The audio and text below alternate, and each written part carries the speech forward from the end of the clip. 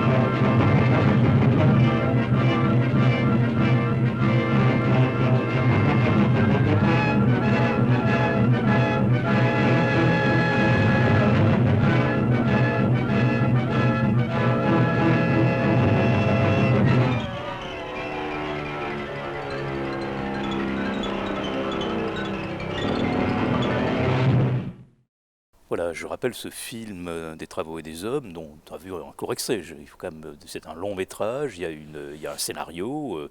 Je veux dire, c'est un film comme on les connaît aujourd'hui, entre guillemets, normal, par rapport à d'autres productions dont on parlera, qui sont des productions plus d'avant-garde et qui sont du temps du muet. Ce film date donc de 1932. On tourne encore des films muets à l'Union soviétique et jusqu'en 1935. Et d'ailleurs, c'était un peu la date que vous m'aviez donnée comme date butoir de cet entretien. Voilà, comment s'est passé à l'Union soviétique le progressif passage au sonore, au cinéma sonore, et donc sur combien d'années et de quelle manière?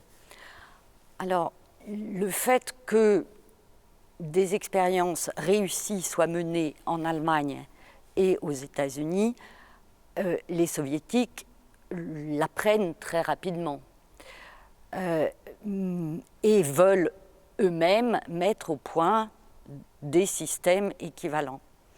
Mais disons que les décisionnaires, en ce qui concerne les budgets, ne voient pas tellement l'intérêt du son. Pour eux, le cinéma muet est un meilleur vecteur de propagation internationale d'un message idéologique. Par ailleurs, le cinéma, la branche cinématographique, l'industrie cinématographique n'est justement pas une industrie puisque cette branche est rattachée au commissariat du peuple à l'instruction. Et donc, le cinéma manque justement de cette base industrielle de fabrication d'appareils. Et l'idée est, pendant plusieurs années, de faire un accord avec les États-Unis et d'importer ces technologies de façon à bien passer ce cap plus rapidement. Ça ne va pas se faire pour des raisons justement économiques. Les budgets sont refusés, si bien que cette transition va devoir se faire avec les moyens du bord et elle sera donc lente. Et parce que l'idée est que qu'on assiste à la naissance en fait d'un nouvel art complètement nouveau, dont on ne sait rien et dont on ne sait pas véritablement dans quelle direction il faut privilégier, que, disons, une fenêtre assez large entre, je dirais, 28 et 33-34 va s'ouvrir très favorable à l'expérimentation. Les directeurs de studio vont s'adresser de manière privilégiée aux cinéastes d'avant-garde qui eux-mêmes s'associent avec des compositeurs d'avant-garde pour proposer différentes versions ou compréhensions de cette association musique et parole, musique, parole, son et image. Et le spectre justement de ce qui va être proposé est d'une variété extraordinaire. Alors aujourd'hui, on est loin d'avoir conservé la totalité de ces expériences. Certains films ont disparu, pas mal même. Mais on en a des traces, des débats dans la presse et quelques petits films qui sont emblématiques, disons, de cette période-là. Est-ce que cette apparition du cinéma sonore vient bousculer ce que les avant-gardes avaient pu imaginer, inventer, et puis en fait il y avait tout un esprit autant du cinéma muet qui est lié dans le cinéma à l'art du montage, qui est finalement principal. Est-ce que finalement cette intrusion du son et puis de la musique, on va y venir très, très rapidement. Est-ce que c'est venu un peu changer, bousculer et disperser cette foi dans le cinéma justement comme vecteur? On prêtait à Lénine des intentions très, très universalisantes effectivement du cinéma, vous l'avez dit tout à l'heure. Pour les cinéastes d'avant-garde, l'idée est bien de conserver les acquis du cinéma de montage qui a fait la gloire du cinéma soviétique de manière internationale, en travaillant le son de manière justement pas nécessairement dans l'adéquation parfaite de la bouche qui s'ouvre et du son qui en sort, n'est-ce pas? Pour certains, la parole, je veux dire, le cinéma doit être sonore, mais pas forcément parlant. Et s'il est parlant, il peut même être pensé, comme le dit Eisenstein, en contrepoint. Donc il y a tout un répertoire, presque une grammaire, je dirais, de possibilités qui sont décrites au moins sur le papier, au moins de manière théorique dans la spéculation, de ces associations possibles qui conservent cette dimension de montage du cinéma soviétique. On parle aussi assez vite on va dire d'une forme des fois d'opposition, enfin du moins de dialectique entre le son et l'image à la naissance de ce cinéma sonore ou musical. Tout à fait. La fameuse déclaration signée en 1928 par Eisenstein, Pudovkin et Alexandrov promeut l'art du contrepoint, n'est-ce pas? Et de cette non-adéquation. Ils sont suivis par pas mal d'autres cinéastes. Mais disons que là se crée une espèce d'opposition entre, disons, les partisans d'une fixation du réel à l'image comme au son, donc des enregistrements de sons réellement existants, et d'autres qui, à l'inverse, considèrent que ce sera inaudible, incompréhensible, et qu'il faut tout recréer en studio. Donc là, on a deux points de vue qui s'affrontent entre, par exemple, un Vertov qui promeut justement la possibilité d'entendre le piaillement des oiseaux, il le dit comme ça, ou la parole d'une jeune fille, et au contraire un Abraham Rom, autre cinéaste d'avant-garde mais de fiction, qui lui soutient un autre critique qui parle de concert de chat, n'est-ce pas? Et pour qui il faut imiter tout ça et recréer les sons en studio avec, comme le fera Matcheret, avec des instruments d'orchestre, ou bien en faisant appel à des musiciens encore beaucoup plus expérimentaux comme Avraamov. Alors nous sommes en Europe à la fin des années 20 encore au temps des avant-gardes. Aux États-Unis, les avant-gardes sont peut-être, les débats et les théories d'avant-garde sont moins présentes qu'elles ne le sont en Europe, au moment où justement on va passer du cinéma muet au cinéma sonore, et finalement les Américains vont très vite y passer dans toutes les conditions que nous connaissons. D'ailleurs, Ilya Ehrenburg, dont vous parliez hier, sortira en 1932, écrira un premier livre qui s'appelle Usine de rêve. Donc déjà, les Américains ont réglé la question du parlant en faisant justement parler les acteurs. En Union soviétique, on est encore très loin, vous venez de le dire, de tout cela. Et on va essayer de passer de la théorie à la pratique. Et donc on va aborder par un exemple cette question de la musique dans le cinéma ou avec le cinéma, ou parfois contre le cinéma. Vous allez nous expliquer tout cela à propos de Shostakovich, qui est appelé par deux cinéastes qui seront d'ailleurs très importants dans l'histoire du cinéma soviétique, par Kozintsev et Trauberg, pour illustrer, excusez-moi, pour composer la musique de la Nouvelle Babylone. Alors je vais juste dire que la Nouvelle Babylone a été l'objet d'une projection en 2019 dans les Franco-Russes, en mars 2019, et c'est un des grands moments, non seulement du cinéma, mais même de ces journées que nous traversons. La Nouvelle Babylone est un film consacré à la Commune de Paris. C'est une histoire d'amour sur fond de la Commune.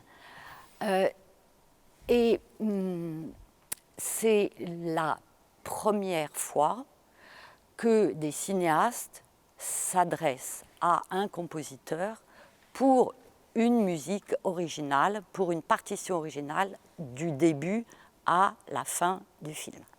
En Russie, du moins. C'est le premier cas connu. Ils partagent un même milieu culturel d'avant-garde de Leningrad. Et Chostakovitch est très intéressé par le cinéma.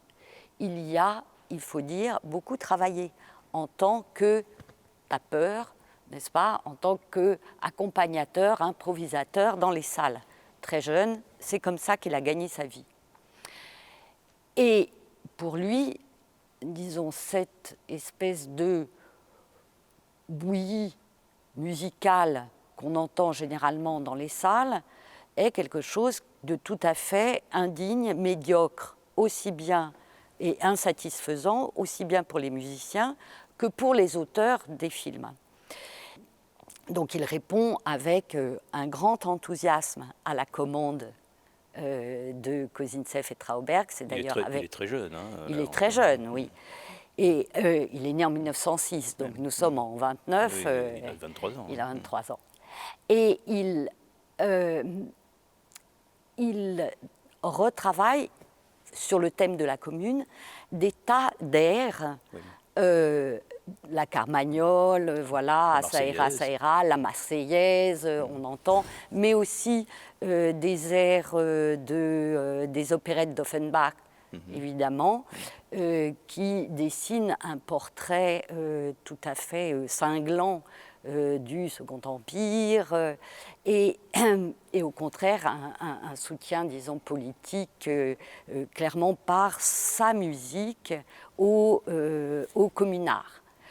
Et son art de l'orchestration fait alors absolument merveille parce qu'il travaille aussi bien sur les tempi, sur le choix des instruments pour incarner telle ou telle mélodie à tel ou tel instant, qu'il reprend, qu'il modifie. C'est absolument un chef-d'œuvre parfait de la musique au cinéma.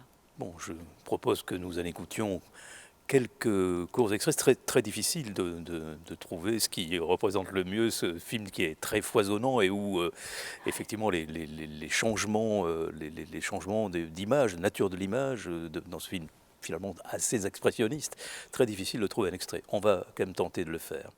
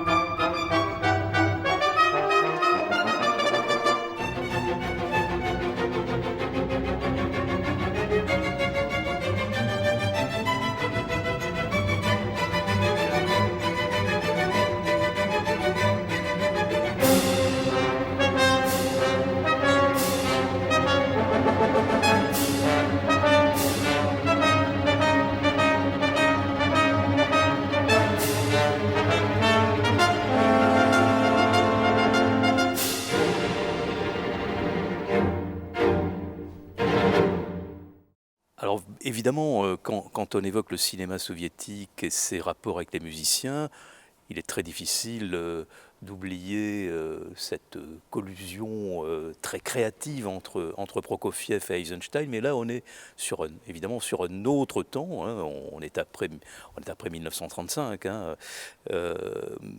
mais par contre, il y a d'autres musiciens que Chostakovitch qui se sont attaqués à cette production musicale pour le compte du cinéma. Est-ce qu'ils sont appelés par est-ce que ces musiciens sont appelés par les cinéastes, ou est-ce que parfois les musiciens vont les chercher? Est-ce qu'on a une idée de comment les choses se sont produites entre ces deux modes d'expression artistique?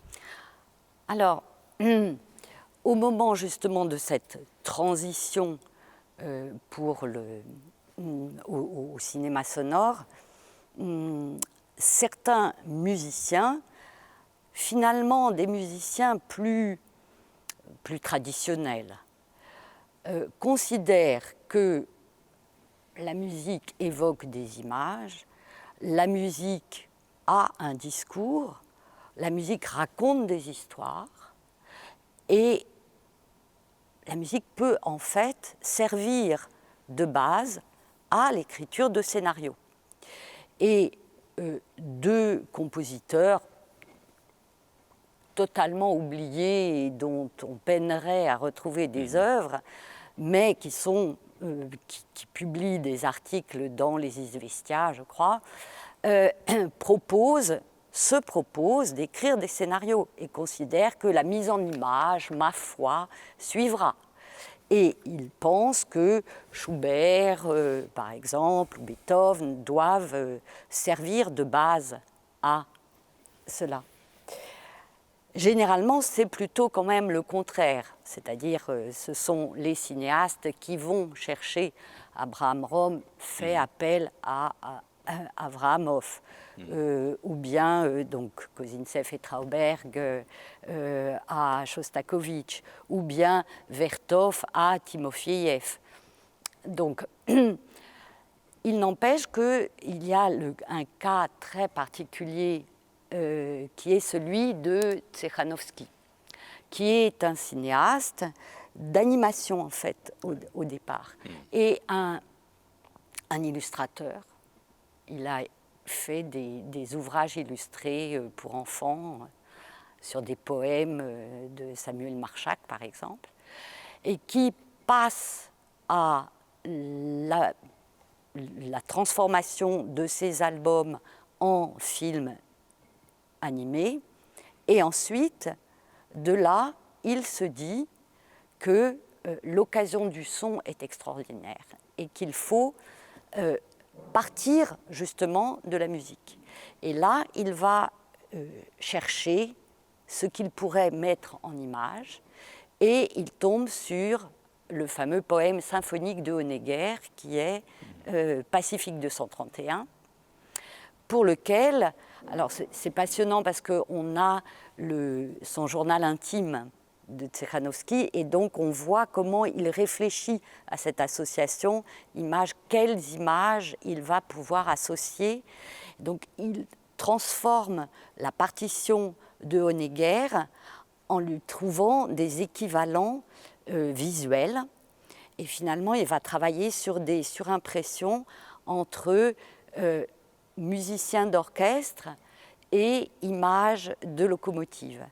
Et c'est un film tout à fait, là aussi, un ovni, disons, dans le panorama de la production générale cinématographique de l'époque.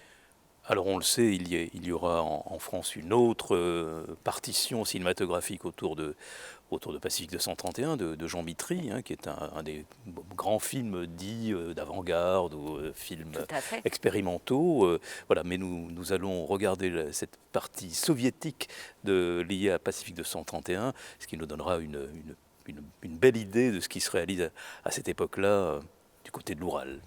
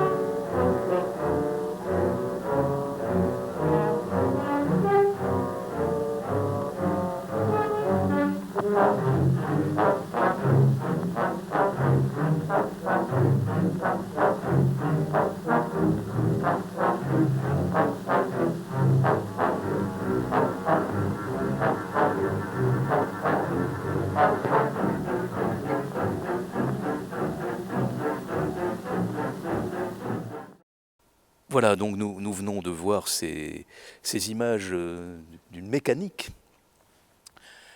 La mécanique, l'industrie, le progrès industriel sont d'abord beaucoup en Europe. Après tout, Ballet mécanique, c'est Fernand Léger, c'est les années 20, c'est là aussi un des grands films expérimentaux. En tout cas, toute cette, à l'Union soviétique, non seulement c'est une obsession, l'idée de l'industrie et du progrès pour le compte de la société, c'est une obsession de tout le modèle soviétique et encore léniniste. Donc cette présence au cinéma, on la trouve déjà dans le cinéma des avant-gardes du temps du muet, dans les années 20. Comment est-ce que dans le cinéma qui devient sonore, qui devient parlant, est-ce que c'est une chose qu'on continue de trouver, et quelle est comment dire, la part des musiciens dans cette obsession de l'industriel et du mécanique? Oui, alors on connaît très bien l'œuvre de Mossolov, Fonderie d'acier, n'est-ce pas, qui est voilà, un bel exemple. Cette tension et hymne à la machine, on la retrouve aussi bien dans le cinéma muet que dans la musique de la période muette, indépendamment du cinéma, et évidemment à la jonction. On voit par exemple le plan des grands travaux d'Abraham Rome est un hymne à l'industrie pour lequel il fait appel à des images filmées par différents réalisateurs et à 4 musiciens chargés chacun à sa manière de trouver une voix à cet hymne industriel. Ce film n'étant pas conservé, on a du mal à imaginer autrement que par les critiques parues dans la presse à l'époque à quoi ça pouvait ressembler. Mais disons que le travail de Avramov,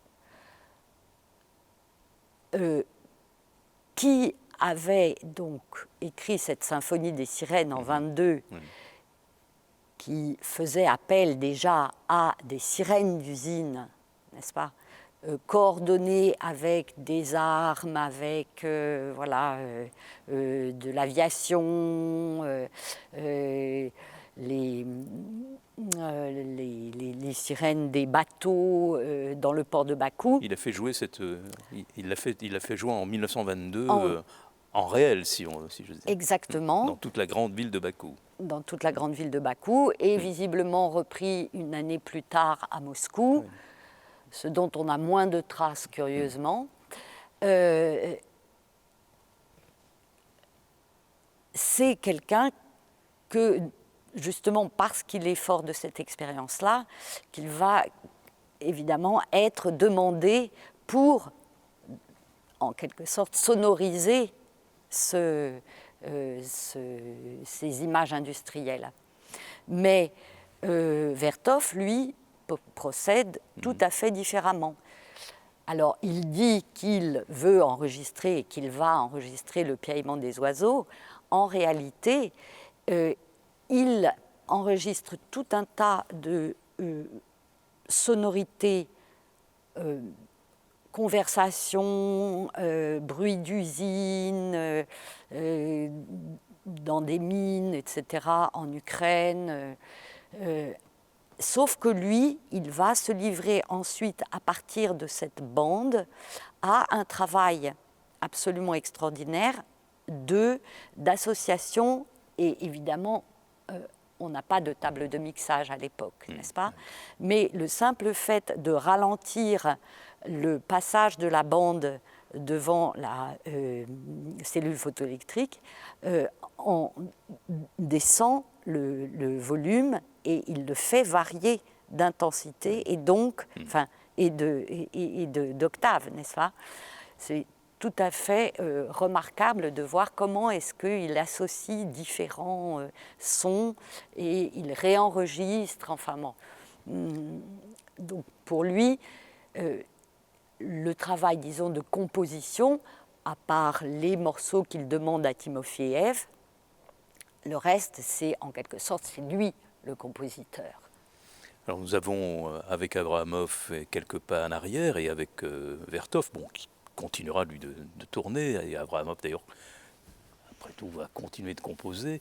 Je propose justement que vous nous mentionniez aussi dans ces pas en arrière cet instrument dont vous vouliez nous entretenir, de Lev Theremin, qui lui est un instrument créé en 1919, une dizaine d'années avant que Martenot en France n'invente cet instrument qu'on connaît peut-être mieux, qui est celui des ondes Martenot. Donc Theremin, lui, invente ce qui va d'ailleurs précéder un instrument que les musiciens de la musique pop dans les années 60 vont beaucoup utiliser, qui s'appelle le Moog synthétiseur.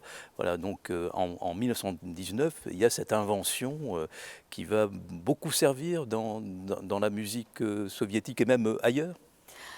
Oui, alors, Lev Theremin est envoyé aux États-Unis, il va y passer une dizaine d'années. Et son instrument a attiré évidemment l'attention des compositeurs. Et ce n'est pas un hasard si c'est justement dans cette période d'expérimentation tous azimuts que j'essaye de vous présenter ici que cet instrument et ces instruments de nouvelle lutherie, n'est-ce pas, sont réintégrés dans les expériences sonores faites à l'occasion des premiers films sonores, n'est-ce pas? Un bon exemple en est un film d'Esther Schub qui est connu pour ses films de montage dans les années 20 et qui là passe derrière la caméra pour filmer elle-même et elle propose une sorte d'hymne aussi à l'industrialisation ou plus exactement à l'électrification. Le titre en est le Komsomol, parrain de l'électrification. Et ce KCE commence justement par une captation en direct de l'orchestre dans lequel est intégré un Termenvox. Et cette voix étrange de cet instrument paraît à certains cinéastes le chant du futur, le chant de l'avenir, le chant de la modernité.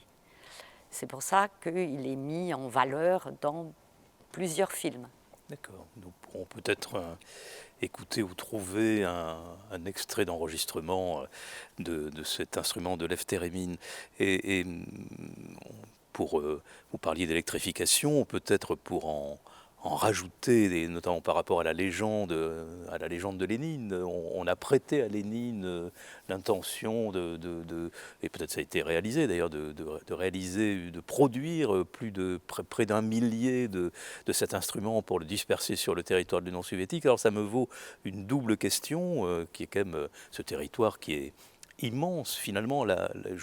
Nous faisons des sauts en avant et en arrière. Est-ce que ce territoire a été, la grandeur de ce territoire a ralenti en quelque sorte l'essor du cinéma parlant en Union soviétique? De quelle façon? Et finalement, avec quel type de matériel, là on parlait d'un instrument, avec quel type de matériel on a pu amener ce cinéma parlant dans tout le territoire soviétique?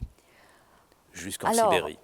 Oui, ça se fait effectivement très lentement, parce que le territoire est grand, parce que les infrastructures pour fabriquer les haut-parleurs qui doivent équiper les salles n'est pas présente, que l'industrie soviétique ne sait pas fabriquer certaines pièces, certains éléments, Et du coup, tout ça va prendre un temps tel qu'on continue à produire des versions muettes des films parlants, au moins jusqu'à la guerre. Par ailleurs, certains qui veulent en quelque sorte hâter cette transition suggèrent fortement d'accompagner plutôt les films avec des disques, puisqu'après tout, ça c'est une technologie qu'on connaît bien et on peut passer un film accompagné de disques. Sauf que là aussi, la difficulté est grande, puisque, comme vous savez, un disque, surtout à l'époque, ça se casse. Oui, Et que voilà, Mm. les distances sont telles que cette fragilité, en quelque sorte, rend cette possibilité, disons, un peu difficile. Et est-ce qu'il y a une pratique une chose que nous aimons beaucoup à Toulouse, qui est le ciné-concert, ou c'est très rare? Oui, bien sûr. Il y a surtout des musiciens dans les salles, des musiciens qui d'ailleurs prennent peur à l'arrivée du sonore parce qu'ils savent qu'ils vont perdre leur emploi. Donc il y a des difficultés pour le milieu des interprètes. Il y a quelques grands orchestres dans les salles des grandes villes, qui, notamment à Moscou, une des plus grandes salles est une salle qui n'est autre que la grande salle du conservatoire, qui sert le soir, plusieurs fois par semaine, de salle de projection pour le cinéma. Évidemment, là, on a l'orchestre du conservatoire, n'est-ce pas? Et c'est cet orchestre, en tout cas une partie de l'orchestre et son chef, qui va intégrer un des grands studios moscovites une fois que cette transition sera véritablement actée. D'accord. Nous arrivons vers la fin de cet entretien et peut-être pour la fin, je souhaitais vous entendre, nous souhaitions vous entendre, j'espère, sur l'évolution de ces relations musique et cinéma après 1935, donc au moment où on va dire que le son arrive généralement dans les salles et la production quand même change d'orientation. Le stalinisme impose sa loi et souvent sa violence, censure. Nous sommes aussi au moment où le réalisme socialiste impose ses règles et on peut constater, même dans les partitions de Shostakovich, qu'il y a la musique vient illustrer le cinéma et le message que Staline veut et Boujdanov veulent donner à travers le cinéma. Et puis il y aura le dégel, voilà. Et donc il y a là deux générations de musiciens qui vont succéder et qui vont succéder aussi dans leur rapport au 7e art. Oui, alors effectivement, disons que cette inventivité musicale pour le cinéma, finalement, ça me nuise au fur et à mesure que monte, disons, le stalinisme jdanovien des années 30. Voilà. Il n'empêche que si vous prenez la collaboration entre Eisenstein et Prokofiev, là, force est de constater que voilà, l'inventivité est très productive. Voilà, reste à l'œuvre. Effectivement, le dégel va inaugurer vraiment une nouvelle période, avec, pour beaucoup, des musiciens, des compositeurs de la génération qui est en quelque sorte, ce sont les élèves de Shostakovich, plus ou moins, n'est-ce pas? Et qui vont de nouveau s'intéresser au cinéma et travailler pour le cinéma.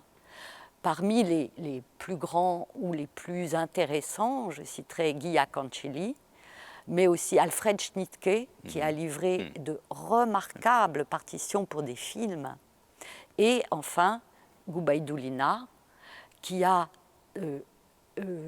signé notamment, je pense, à la partition d'un film d'animation pour enfants inspiré par le livre de la jungle qui s'appelle Mowgli en russe et qui a été pour beaucoup d'enfants soviétiques une initiation à la musique contemporaine, enfin, dans les années 70-80. Enfin, donc, Et enfin, toute dernière conclusion, quand même à propos de Shostakovich, qui est la figure dominante de la musique en URSS, bon, évidemment avec Prokofiev, mais bon, je crois que Shostakovich émerge de plus en plus dans l'histoire musicale du XXe siècle. Est-ce que pour vous, quelle serait la partition presque dominante, celle que vous admirez le plus chez lui alors, pour le cinéma. Pour le cinéma. Pour le cinéma, indiscutablement, la Nouvelle Babylone restera, qui est un absolu chef-d'œuvre. Mais je pense que la partition qu'il écrit pour le film Seul, Oui. de Kozintsev et Trauberg, est absolument somptueuse. C'est l'histoire d'une institutrice tout jeune diplômée et qui n'a qu'une envie, c'est de rester avec son amoureux à Leningrad et s'installer un peu bourgeoisement. Et elle va être envoyée en fait dans l'Altaï, institutrice de village, voilà. La partition que livre Shostakovich est absolument remarquable, pleine d'inventivité, et notamment la partie où il, disons, s'amuse de cette héroïne et de ses rêves bourgeois est un petit chef-d'œuvre. Elle est en train d'examiner une vitrine avec de la porcelaine. Et on entend presque les voix des tasses qui lui chantent et lui suggèrent de rester. C'est son génie à la fois parodique et satirique, sa verve musicale est absolument fait merveille. Il nous reste à découvrir ou à redécouvrir ces deux films, d'ailleurs dont l'un est très noir dans sa composition, un peu charbonneux, La Nouvelle Babylone, et l'autre est très blanc, Seul, c'est un film très blanc, enfin à dominante blanche, et donc à les retrouver, à les voir, à les entendre, et puis aussi à vous remercier, Valérie Posner, et à vous lire, donc c'est le livre à venir sur les constructivistes, et puis le livre déjà là, de Ehrenburg et qu'on trouvera à Ombre Blanche, par exemple. Je voulais juste signaler que Ombre Blanche est le titre d'un des tout premiers films sonores aux États-Unis en 1928. Vous voyez, nous étions déjà dans la partie. Merci. Merci beaucoup, merci à vous.